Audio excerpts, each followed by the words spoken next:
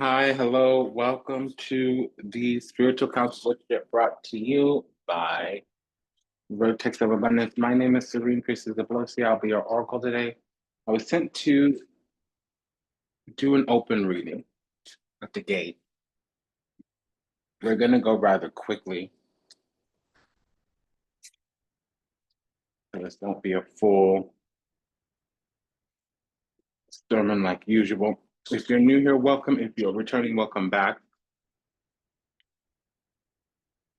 Vertex of Abundance is the galactic temple of ascension, delivering sacred messages from behind the veil. You belong to welcome home. Today we'll be using the Thoth Tarot. That's by Aleister Crowley, illustrated by Lady Frida Harris, distributed or published, etc. by U.S. Game Systems.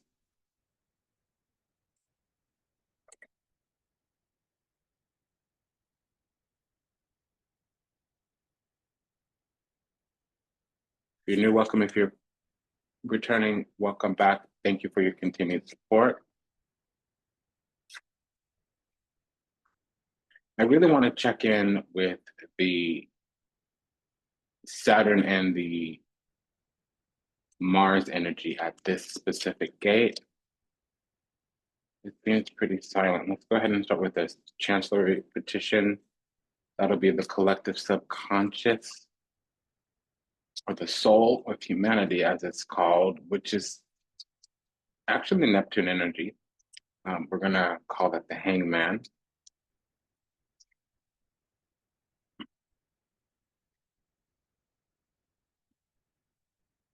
And we're going to do a trial run. So what that means is I'm not going to go through the long narrative. I'm just going to tell you what's behind the gate, what's speaking behind the gate, what's speaking behind the gate.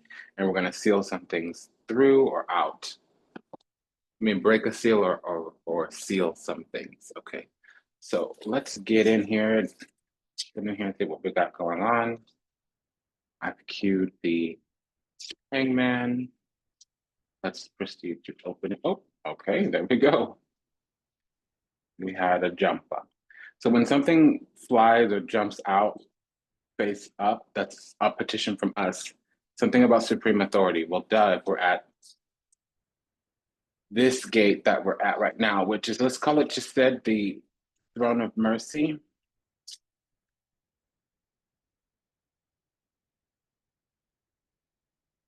Gate 4, essentially. So there's some truth here. We are looking to impose some supreme authority. I know this because of the King of Swords, plus the Ace of Swords. We also have the Sun card with the Four of Wands. So that's some type of divinely ordained throne, pulpit, or platform. It can even sometimes be an altar, especially since we've queued the Seven of Wands.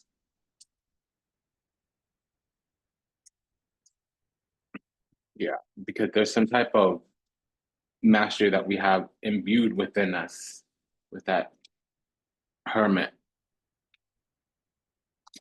We were exalted in some way, but we didn't know that at the time. We had to learn that. We might not have been prepared to receive whatever material blessing we were going to receive. In a sense,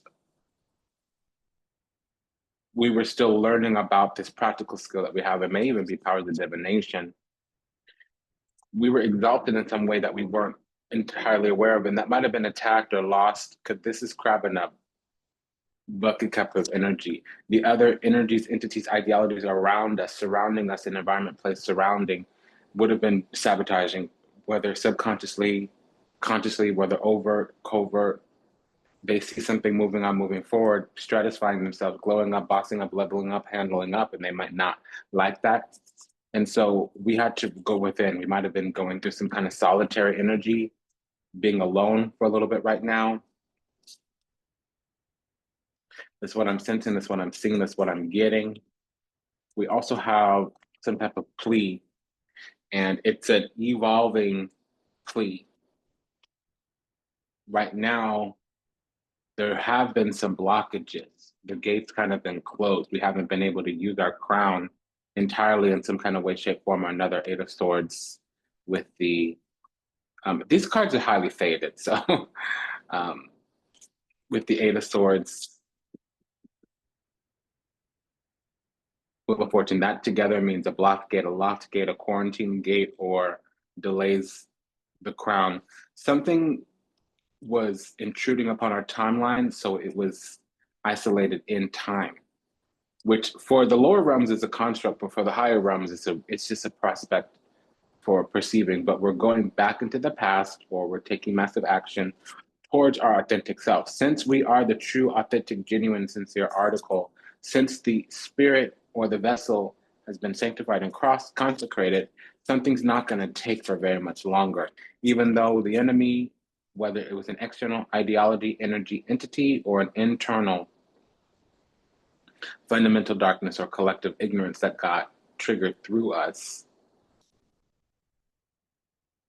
the enemy's not going to really be able to do or keep or handle whatever was done in the past. If something was successful in terms of an orchestration, machination, if there was any type of fear, ignorance, illusion, falsity, if there was any type of unknowing or shadow that was able to perpetuate a narrative or to gain a foothold, that will be dissolved, if not yet erased.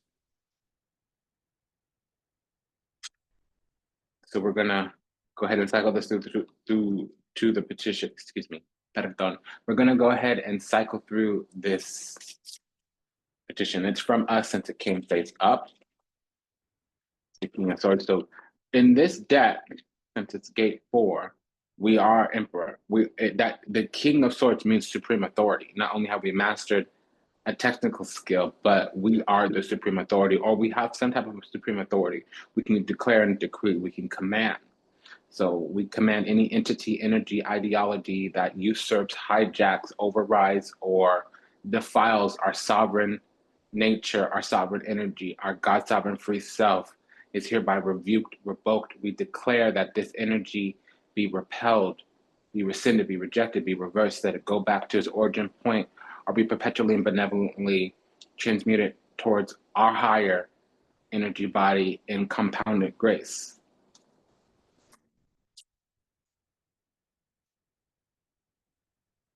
So I just saw the sun in that.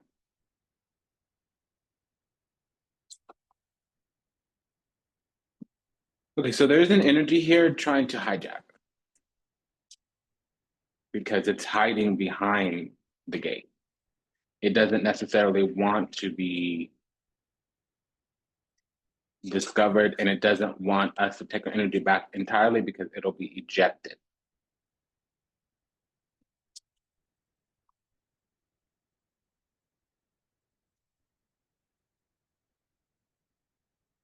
There's also something here about it not wanting us to know the true nature of our being, not wanting us to know who we are, what we could do, because we have the universe conspires to help us. It reaches up literally to co-create, collaborate, cooperate with us. We can call upon divine or angelic assistance, and we're able with our voice, with our mouth, with our decree, with our command, with our declarations, we're able to contain situations because we're a keeper of sacred space. This is order of the cherubim. So it's the keeper of sacred places and spaces. It's a high ranking angelic choir because we have powers of dominion. This is the strength card. There's something here that essentially we've been authorized to mediate things for the divine that others would never touch. We're a keeper of some kind, perhaps of the red thread of life. So we weren't able to see a lot when we cycled the King of Swords, which meant that energy had been hijacked by some external energy entity ideology. Something was in usurping, cloaking, masking itself in our energy body. And since we're coming up against, we're leaving the days behind this 7/7 portal, what's happening, 7/7 Stargate portal, what's happening is a lot of energies, entities, ideologies that were stuck, that had taken a foothold, a stronghold, that had established a principality, a power, dominion in the dark, was operating, orchestrating, machinating out of our energy, out of our throne, out of our name, out of our likeness, out of our soul, out of our power, out of our energetic signature, out of our sovereign sacred blueprint, it's starting to get dislodged. In fact, that dislodging will become a overt ejection. And so when we try to cycle this King of Swords through, even though it did represent our supreme authority, our command, sacred and sovereign command, something else was using it. So there was a recursion at the gate.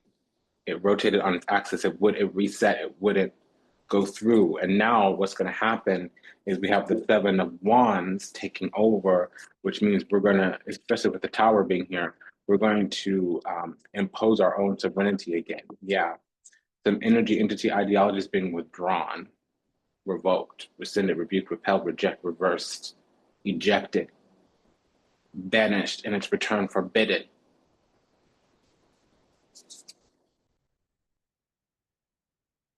Because it shouldn't be enshrined in our sacred sovereign house here. I'm hearing the word Togbe, I'm hearing the word Ifa. For those who know, you know. We were targeted, but also we were supposed to receive some type of transmission and it didn't happen. Somebody here could be some type of Libra rising, actually. Mars in Libra. Venus in Aries, Venus in the first house or the seventh house. So that was also why we needed to spend a lot of time alone. We needed to remember who we were. Our eternal soul, essentially. There was some kind of repulsive energy around it. Something was being repelled because there was a lower vibrational entity energy ideology that was contesting, complaining, crossing, competing. Ultimately, there was some kind of karmic lesson.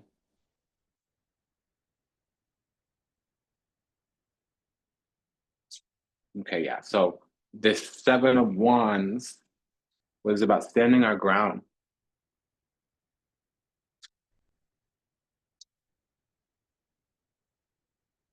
Because we are the sacred, sovereign, consecrated vessel, or we're becoming that again, and something had to take a stand, something really was never going to be removed.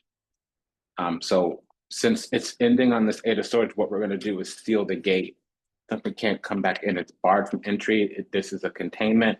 Because of the powers of policy, procedure, and protocol, we're going to impose some type of rule, restriction, regulation, restrain, and wrangle something down. You go ahead and seal this gate and not get distracted, because this is a powerful sealant code. Let me just cycle this through right now. Okay, so we should finish this procession, but I want to see what's going on. Yeah, something had taken a stronghold. The devil or something born in ignorance, falsity, illusion, or fear, devil, if it was dark magic. If it wasn't, it was some external energy that was malicious, malignant, malevolent, or it was some kind of environment, surrounding location, person, place, or thing that was miserly embittered. But they had a stronghold. They secured a position. We were bound or yoked to them in some kind of way because there was some kind of karmic lesson to overcome. But there was a throne of darkness, a principality of darkness. This chariot, Il Carro, being flanked, sandwiched by two cards that equal the number 20, that's a principality. Okay, when something equals the number 20, it's literally a throne of judgment. 5 plus 15 equals 20. There was some type of dark throne, principality of darkness. Period, point blank in the story. In my system, how I teach my students, that's what's up. Okay, so we were supposed to be initiated. We were supposed to gain some kind of transmission because of our birthright, literally what was imbued in our blood, in our code, in our DNA, in our Adam.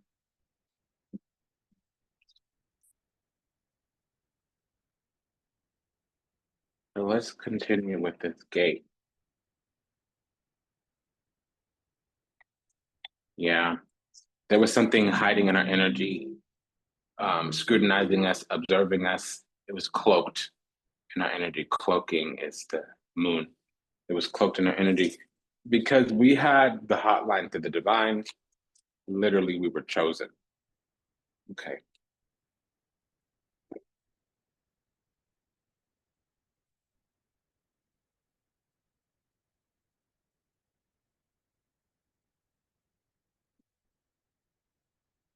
Yeah, so that's what it is. Now the devil's gone out of this hand.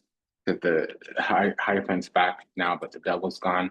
Essentially, what's happened is that gift got given back to us, and it's by Sachi, Indrani, basically the Queen of Heaven.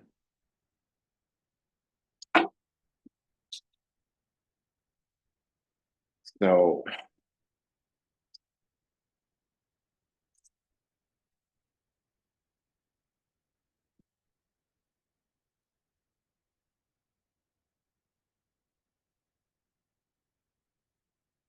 yeah, we've completed some type of cycle here with the World card.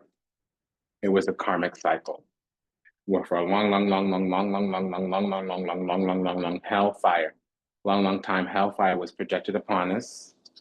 10 of Wands, 8 of Wands. It was at the very least, very, very, very least, at the least, some type of karmic cycle. Karmic lesson 5 of Wands, karmic cycle 10 of Wands. It was projected at us, but we overcame or we healed or we leveled up, boxed up, handled up, G'd up.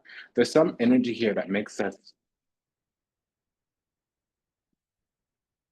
untouchable.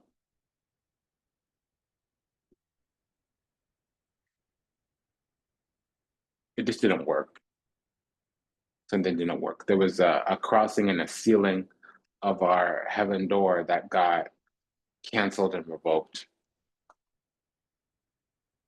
because we kept going towards whatever the calling in our life was. Not entirely. I'm going to tell you straight blank, point blank. I wasn't. I'm going to tell you straight up. It wasn't entirely 100% that we did what God told us to do, or the divine, or spirit, or creator, or source, whatever.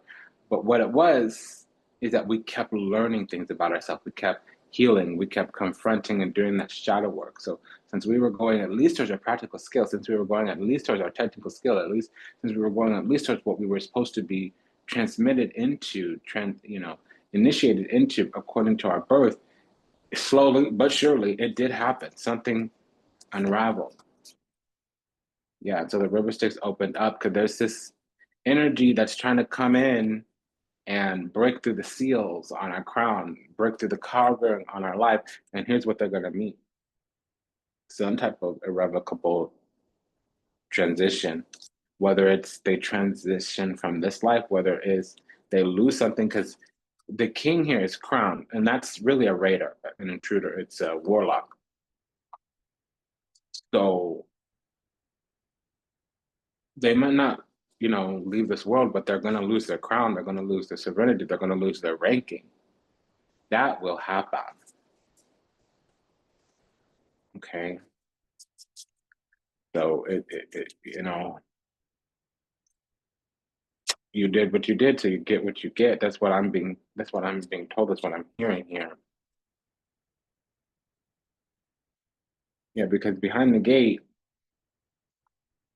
we've healed from some type of swapping energy because there was a shapeshifter waiting to see what unclaimed or vacant rights and gifts and destiny that we had, they could just move right into because it was open, it was vacant.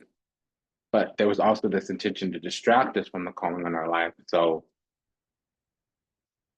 okay, so this is interesting. I don't actually know the content. I mean, I know the content of this reading, but I don't know the context. I don't know how to guide. I'm closing the gate and sealing it here. I'm sealing the gate at the river Styx.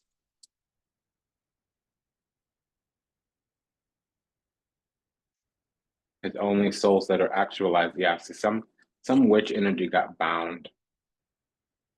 Okay, because we're the rightful whatever on the throne. And something that was counterfeit, a counterfeit throne got bound down. It's being depleted. They're being stripped of their ranking, their energy, their power, their whatever, what have you. So the gate is closed, and I'm going to just do the final narrative here. Yeah, so we've entered into the world of healing. Our healing is expanding and it's becoming swift now. This karmic lesson that we went through, our ancestors have blessed our path, and they said that we're soon able to receive material blessings. And this was divine orchestration and also angelic assistance. And we are sealed out from whatever binding energy has wished to bound. They're going to continue to try, but it's going to work towards our favor now. The Three of Swords is binding energy. You see how it's flanked between two aces. The Ace of Pentacles is a seal.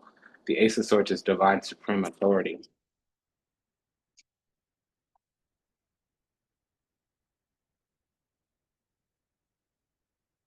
Yeah, so something got canceled out. There was an energy, entity, ideology, some being, person, place, or thing. Some being, energy, entity, ideology. It was some type of enemy that had us in a sunken place, but it got canceled out. We were apathetic. We couldn't hope, wish, pray, desire for our path, for our future, for the calling on our life. That's over, Mick, over. That's done, Mick, done. Okay, you have the King of Pentacles, a crown, looking straight ahead towards supreme judgment, a divine ruling, a celestial edict, looking at the calling on our life, the choice, the favor, the blessing, the anointing. Okay, so whatever bitter, whatever miserly, whatever cruel, whatever distorted being that was looking to see if we could be torn down, torn apart, that we could have some kind of loose tether that they could, pull at, that we have some type of, open window, unlocked door, unguarded gate. It's all a wrap. It's a wrap. It's a wrap.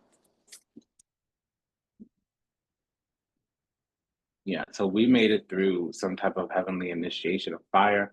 They can no longer seize upon us as a target because we've been initiated.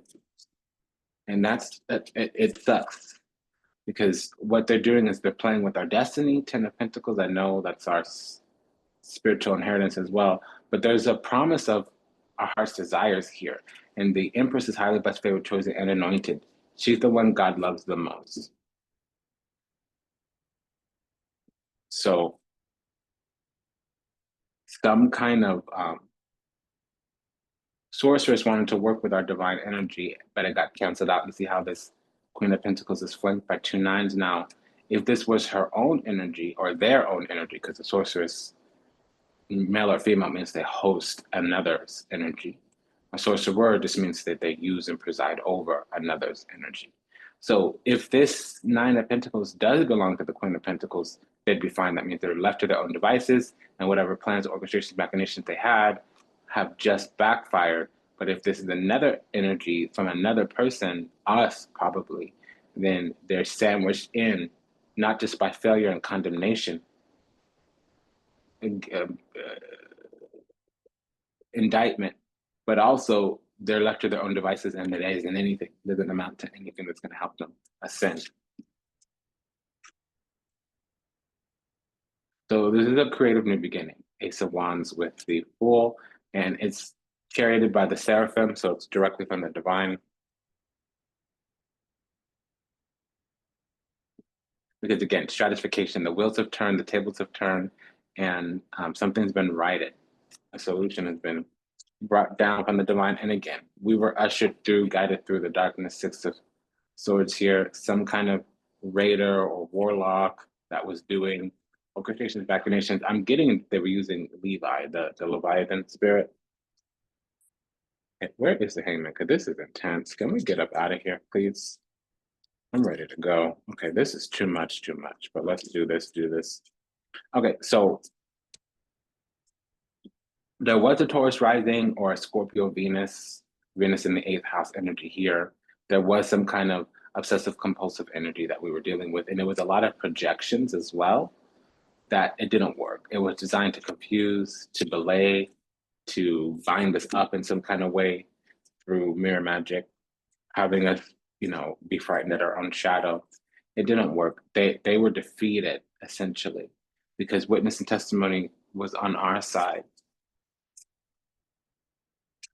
And ultimately, it was very slow, but we won because we were too powerful, too strong it's just, and it's only because we were the authentic, genuine, sincere article. We weren't something fake, phony, fictitious. We weren't performative. We weren't La Superbia peacocking around.